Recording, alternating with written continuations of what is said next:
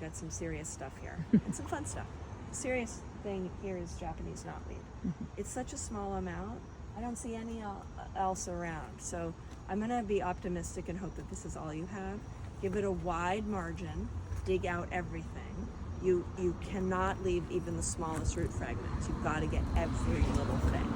If you're able to remove it, then you just monitor it. You don't need chemicals or anything. You just monitor it. Okay. If it starts to come up again next year, then it's a different conversation. Then you do need chemicals. You need glyphosate. Okay. It's just the way it is. You've got black swallowwort everywhere. You've got all sorts of other weeds. You've got this tree of heaven, which is blowing in from wherever. I mean, it's just the reality. That you get by the roots. The black swallowwort you get by the roots.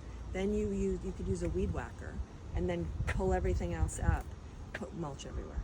Just like placeholder. When you are able and you have time, then you get to have fun and plant stuff.